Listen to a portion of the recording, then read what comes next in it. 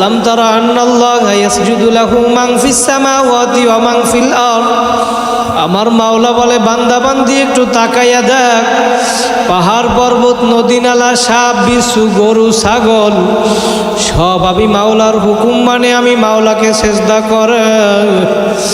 আর তোরা 3.5 হাত মানুষ এত বুদ্ধিমান হইয়া গেলি, তোরা আমি মাওলার নেয়ামত ভোগ করি আমি মাওলার হুকুম মানবি না। দুনিয়ায় আমার দেওয়া নেয়ামত তোরা ভোগ কর, কিন্তু সমস্যা নাই। তোরা আমার নেয়ামত ভোগ করো, আমার দেওয়া নেয়ামত চক্ষু দিয়া দেখো, আমার দেওয়া নেয়ামত হাত দিয়া কাজ করো, আমার দেওয়া নেয়ামত পা দিয়া কাজ করো। ধানের ভিতর থেকে চাউল বের করিয়া পাক করিয়া খাও, নেয়ামত আমার মাওলার। গাছের থেকে ফল পারিয়া খাও, নেয়ামত আমার মাওলার। মাছ পানির ভিতর থেকে মাছ ধরিয়া খাও, নেয়ামত আমার মাওলার। গাভীর বান্ধের থেকে দুধ দোয়াইয়া পান করো, নেয়ামত আমার মাওলার। আমার মাওলা বলে বান্দা বান্দি আমি তাকাইয়া দেখি, তোরা আমার নেয়ামত ভোগ কর, কোনো সমস্যা নাই, কিন্তু তোরা আমার ইবাদত কর। কিন্তু তোরা না না আমি মাওলা নেয়ামত ভোগ করি আমি মাওলার হুকুম মানো নাই। আমার পক্ষ থেকে ফজরের সময় মুয়াজ্জিন ডাক দিছে, আসসালাতু খায়রুম মিনান নাওম। বান্দা বান্দি ঘুমের যে নামাজ ভালো। মুয়াজ্জিন ডাকছে, আজান কানে গেছে, তারপরেও ল্যাপ কম্বল গায়ে দিয়া ঘুমাইছো। আজান কানে যাওয়ার পরেও মসজিদে আসো নাই। আমি মাওলা তো দয়ার মাওলা, তোরে ফজরের সময় ডাকলাম মসজিদে পাই নাই। আমি মাওলা রাগ করিয়া তোর খানাও বন্ধ করি নাই, পানিও বন্ধ করি নাই, বাতাসও বন্ধ করি নাই। আমি মাওলা অপেক্ষা আছি। বান্দা বান্দি জোহরের সময় আবার ডাকলাম, আয় আয় আয়। তোরে আমি জহুরেও পাই নাই, আসরে ডাকলাম, মাগরিবে ডাকলাম, এশায় ডাকলাম, ওই টঙ্গীর ময়দানে ইস্তেমার ময়দানে ডাকলাম, সরমনার ময়দানে ডাকলাম, তোরে আমি তাবলিকের ময়দানে ডাকছি, রমজানের সাহারিতে ডাকলাম, বান্দা বান্দি তাহাজ্জুদে তোরে আমি ডাকলাম, আয় আয় আয়। আমি মাওলা লা তাখুযু সিনাতু ওয়ালা নাওম, আমি ঘুমাই না, জিমানিও নাই আমার। তোরা আমি মাওলারে ডাকতে দেরি। এই রাত্রবেলা 3টার সময় এই হাজারিবাগের বউবাজারের সমস্ত মানুষগুলা ঘুমায়। তুমি 3টার সময় উঠা উজু বানাইয়া যাই নামাজটা হাতে লইয়া যদি আমার মাওলার সামনে দাঁড়াইতে পারো, তুমি নামাজে দাঁড়াইয়া 2 ফোঁটা চোখের পানি ফালাইতে দেরি, আমার মাওলা তোমারে কবুল করতে দেরি করবে না। ও আমার হাজারিবাগের, ঢাকার হাজারিবাগের ভাইরা, আমার মুরব্বী বাবারা, পর্দার আড়ালের মা বোনেরা, ও ধনী ও গরিব, ও ব্যবসায়ী আমার ভাইরা, একটু দিলের কান লাগাইয়া শোনো বাবা, কখন তোমার আমার মরণ হবে কেউ জানে না।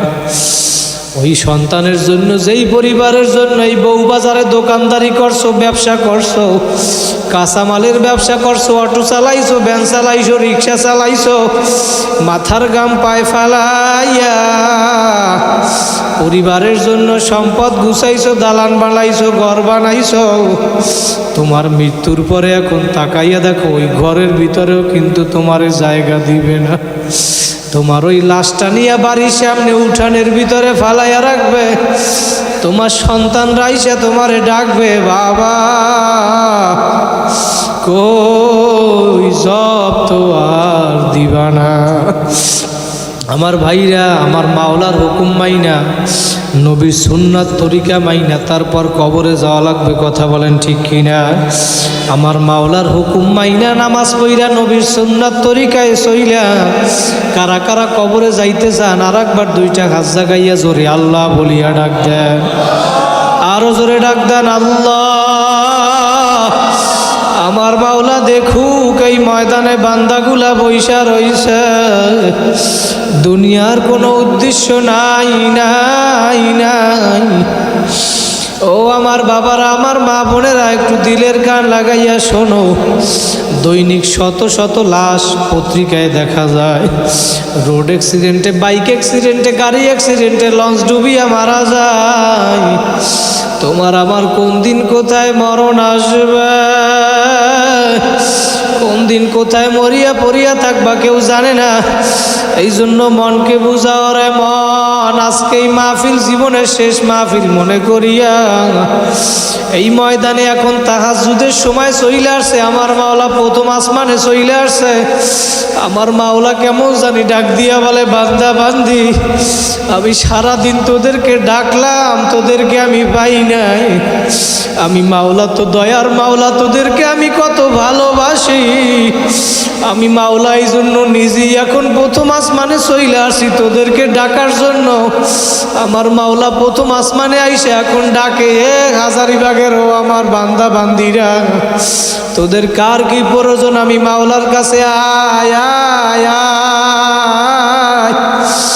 আমি মাওলায় অপেক্ষা আছি, বান্দা বান্দি তোরা কখন আমারে ডাকবি। তোরা আমি মাওলারে ডাকতে দেরি, আমি মাওলা তোদের ডাকে কবুল করতে দেরি করব না। ও আমার বাইরা, দুই ফোঁটা চোখের পানি ফালাও। আজকে এই তাহাজ্জুদের সময় যদি দুই ফোঁটা চোখের পানি ফালাইয়া আমার মাওলাকে ডাকার মতো ডাকতে পারো। আল্লাহু আকবার। ইয়াবাম উরা ইয়ানা ইয়াবাম জুস্তে জুই মিকুনাম হাসিল আয়াত ইয়ানা আয়াত আর জুয়ে মিকুনাম। বান্দা বান্দি আমার মাওলারে ডাকার মতো ডাকতে থাকো। দুনিয়ার মানুষ আসামিরে খোঁজ করে শাস্তি দেওয়ার জন্য, আসামিকে খোঁজে শাস্তি দেওয়ার জন্য দুনিয়ার মানুষ। আর আমার মাওলা আসামিকে খুঁজে মাফ করার জন্য। দুনিয়ার মানুষ আসামিকে শাস্তি দিয়া মজা পায়, আর আমার মাওলা শাস্তি না দিয়া আমার মাওলা মাফ কইরা দিতে মজা পায়। জোরে বলেন সুবহানাল্লাহ। আমার মাওলায় অপেক্ষা আছে দিনের অপরাধীকে ক্ষমা করার জন্য। রাত্রবেলা আমার মাওলার কুদরতি ক্ষমার হাত প্রসারিত কইরা দেয়। দিনের অপরাধীকে ক্ষমা করার জন্য রাত্রে ক্ষমার হাত প্রসারিত করে আমার মাওলা। রাতের অপরাধীকে ক্ষমা করার জন্য দিনের বেলা তার ক্ষমার হাত প্রসারিত করে। ও আমার ঢাকার হাজারিবাগের আমার যুবক ভাইরা, আমার মুরব্বী বাবারা, পর্দার আড়ালের মা বোনেরা, একটু দিলের কান লাগাইয়া শোনো। আসন দিয়া বসো, দুই ফোঁটা চোখের পানি ফালাও। আমার মাওলার সাথে দিলটা লাগাইয়া দাও। আর মনে মনে ভাবো, কোন দুনিয়ার পাগল হইছ, কোন দলের পাগল হইছ, কোন নেতা নেত্রীর পাগল হইছ, কার জন্য জীবন দাও। আমার মাওলা তোমারে আমারে কেন দুনিয়ায় পাঠাইলো, আর কি করতেছ রে বাবা, কি নিয়ে কবরে রওনা করছ। বিকাশ মিলাইয়া তারপর কবরে যাইয়া শুইও বাবা। কবরে কিন্তু কোনো পরিচয় চলবে না, দলের পরিচয় চলবে না, নেতা নেত্রীর পরিচয় চলবে না। কারণ আল্লাহর নবী তার মেয়ে ফাতেমাকে, কলিজার টুকরা মেয়ে ফাতেমা, আল্লাহ নবী তার মেয়ে ফাতেমাকে নসিহত করছিল, ইয়া ফাতেমা তো আনকিদি নফসাকে মিনান নার। ও ফাতেমা, কবরে গিয়া আমি পয়গাম্বরের পরিচয় দিয়া নাজাত পাইবা না। নিজের আমল নিজে করিয়া যাও। আল্লাহর নবী যদি তার মেয়ে ফাতেমাকে নসিহত করতে পারে, ও আমার পর্দার আড়ালের মা বোনেরা, তুমি কার পাগল হইছো, কার জন্য বেপর্দায় চলো, কার জন্য বেনামাজি হও। সৌন্দর্য আমার মাওলার দেওয়া কাকে দেখাও। আমার মাওলার দেওয়া সৌন্দর্য বেপর্দায় হইয়া তুমি কাকে দেখাও। তুমি যদি এখন দুনিয়া থেকে বিদায় হও, তোমার স্বামী আর একজন স্ত্রী নিয়ে আনন্দ ফুর্তি করবে। ও যুবক, তুমি যদি এখন বিদায় হও, তোমার স্ত্রী কয়েকদিন পরে আর একজন স্বামী নিয়ে আনন্দ ফুর্তি করবে। তোমার কিন্তু আর খোঁজ নিবে না। এই জন্য বাবা, দুনিয়ায় কিন্তু কেউ আপন না, আপন না। দুনিয়ায় চিরজীবন থাকার জায়গা না, দুনিয়ায় চিরজীবন কেউ থাকতেও পারবে না। আমার নবীও কিন্তু চিরজীবন দুনিয়ায় থাকতে পারে নাই। যদি চিরজীবন দুনিয়ায় কেউ থাকতো, আল্লাহু আকবার, কিতাবে আসছে মা মাতা মুহাম্মদ, তাহলে আমার নবী চিরজীবন দুনিয়ায় থাকতো। আমার নবীও তো চিরজীবন দুনিয়ায় থাকতে পারে নাই, পারছে? নবী যেহেতু দুনিয়ায় থাকতে পারে নাই, তোমার আমার কি অবস্থা হবে? ভাইরা, আল্লাহর নবীও কিন্তু দুনিয়া থেকে বিদায়। আল্লাহর নবী যদি তার মেয়ে ফাতেমাকে নসিহত করতে পারে, আল্লাহু আকবার, আল্লাহ নবীর ইন্তেকালের সময় মালাকুল মউত আইসা আল্লাহ নবীর ঘরের দরজায় যখন আঘাত করলো, মালাকুল মউত ঘরের দরজায় আঘাত করার পর আল্লাহু আকবার, আল্লাহু আকবার, আজরাইল আলাইহিস সালাতু ওয়াস সালাম ঘরের দরজা আঘাত করার পর ভিতর থেকে ফাতেমা বলে, ঘরের দরজার বাহিরে কে আমার কাছে বলো, আমার বাবা বুকের ব্যথায় অসুস্থ, তোমার কি প্রয়োজন আমার কাছে বলো। 2-3 বার নিষেধ করার পরেও মালাকুল মউত শোনে না। আজরাইল ডাক দিয়ে বলে, ফাতেমা তোমার কাছে বললে হবে না, আমারে নবীর সাথে সাক্ষাৎ করতে দাও। আল্লাহ নবীকে ফাতেমা যাইয়া বলে, আব্বা জান, দরজার বাহিরে কে আসছে? এত বড় কার সাহস? আমি 2-3 বার নিষেধ করার পরেও সে শোনে না, সে নাকি আপনার সাথে দেখা করবে। আমার নবী ডাক দিয়া বলে, ফাতেমা, দরজার বাহিরে দিয়ে আসছে দুনিয়ার আর কেউ না, কেউ না, দরজার বাহিরে যে আসছে মালাকুল মউত আজরাইল। আল্লাহর নবীর এই কথা শুই না ফাতেমা কান্দে। ফাতেমা বলে, আব্বা জান, মালাকুল মউত কাকে নেওয়ার জন্য আসছে, আপনারে নাকি আমারে? আল্লাহর নবী বলে, ফাতেমা আমারে নেওয়ার জন্য আসছে। আল্লাহর নবীর এই কথা শুই না ফাতেমা আরো কান্দে, কারণ আল্লাহর নবী বলছে, মেয়েরা বাবারে বেশি ভালোবাসে আর বাবারাও মেয়েরে বেশি ভালোবাসে। আল্লাহু আকবার, যার মেয়ে আছে সে জানে। আল্লাহর নবী বলে, ফাতেমা কান্দিও না, টেনশন করিও না, 6 মাস পরে তোমার আমার সাক্ষাৎ হবে। ফাতেমার আর বুঝতে বাকি নাই, 6 মাস পরে আমিও দুনিয়া থেকে বিদায় হইয়া যাব। ফাতেমা রাদিয়াল্লাহু তাআলা আনহা, কলিজার টুকরা নবীর মেয়ে ফাতেমা যেদিন ইন্তেকাল হবে, ওই দিন আল্লাহর নবী আইসা ফাতেমার ঘরে রাত্রবেলা স্বপ্নে দেখাইছে। ওই দিন সকালবেলা হযরত আলী রাদিয়াল্লাহু তাআলা আনহু আইসা প্রতিদিন সকালবেলা ফজরের পরে ফাতেমারে জায়নামাজে পাইতো। ওই দিন আলী আইসা আর ফাতেমারে জায়নামাজে দেখে না। আলী আইসা বলে, ফাতেমা, প্রতিদিন তোমাকে আমি ফজরের পরে আইসা জায়নামাজে পাই, আজকে তোমারে আমি কেন জায়নামাজে পাইলাম না? ফাতেমা ডাক দিয়া বলে, আলী রে, আমার আব্বা আজকে আমারে রাত্রবেলা স্বপ্নে দেখাইছে। আমি রাত্রবেলা স্বপ্ন দেখি আমার বাবা অন্ধকারের ভিতরে আমার ঘরের ভিতরে আইসা কি যেন খোঁজ করে। আমি ডাক দিয়া বলি, আব্বা জান, আপনি অন্ধকারের ভিতরে কি খোঁজ করেন? আল্লাহর নবী বলে, ফাতেমা, আমি তোমারে খোঁজ করি, আমি তোমাকে নেওয়ার জন্য আসছি। আল্লাহর নবী বলে, ফাতেমা রে, তুমি আজকে সাহারি করবা দুনিয়ায়, ইফতারি করবা আমার সাথে জান্নাতে। জোরে বলেন সুবহানাল্লাহ।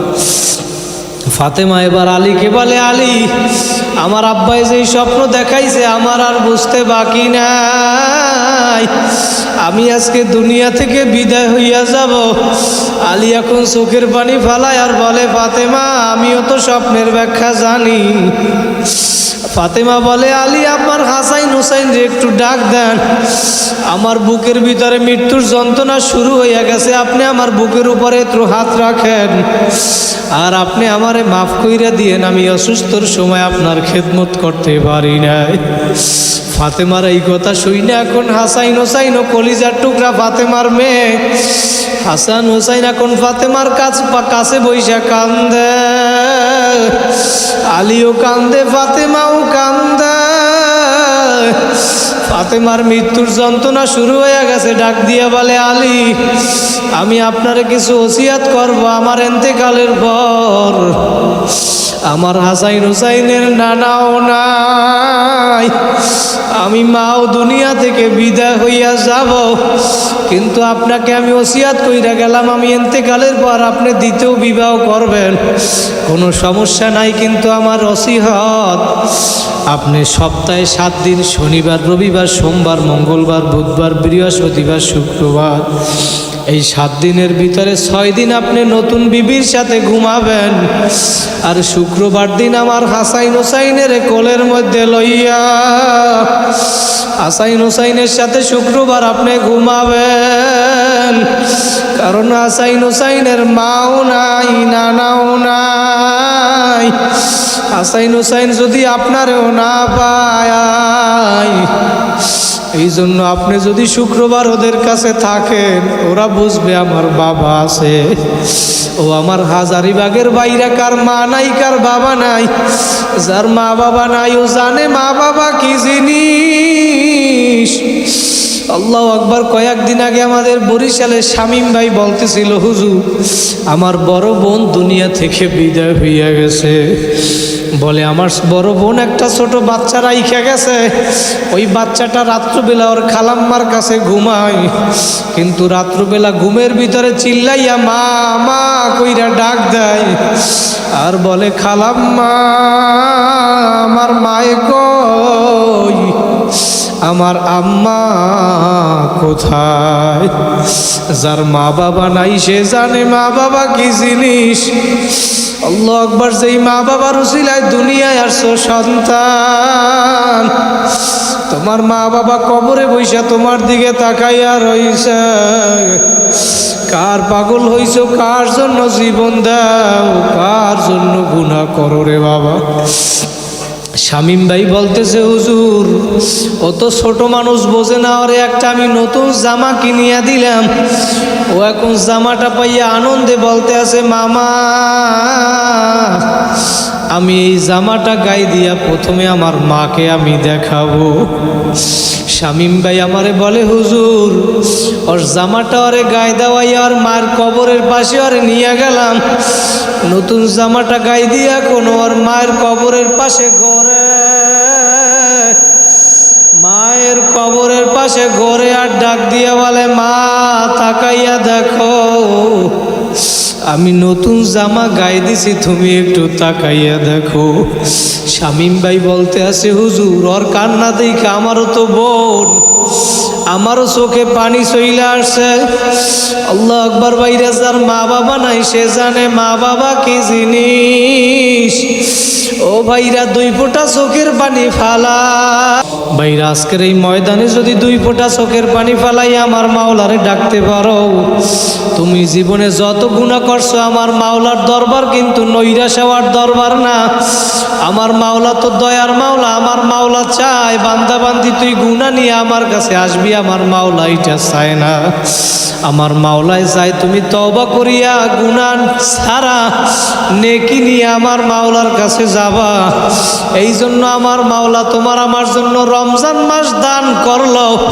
11 মাস যত তুমি আমল নামায় গুনাহ গুনাহ গুনাহ, 11 মাস যত গুনাহ করছো, আমার মাওলা ডাক দিয়ে বলে, বান্দা বান্দি রে সামনে রমজান মাস আসছে, এই রমজান মাসে যদি রোজা রাখতে পারো, নামাজ পড়তে পারো, তুই 11 মাসে যত গুনাহ করছো রমজান মাসে তুই ইবাদত করতে দেরি, আমি মাওলা তোর পিছনের গুনাহ খাতাগুলি মাফ করতে দেরি করব না। জোরে বলেন সুবহানাল্লাহ।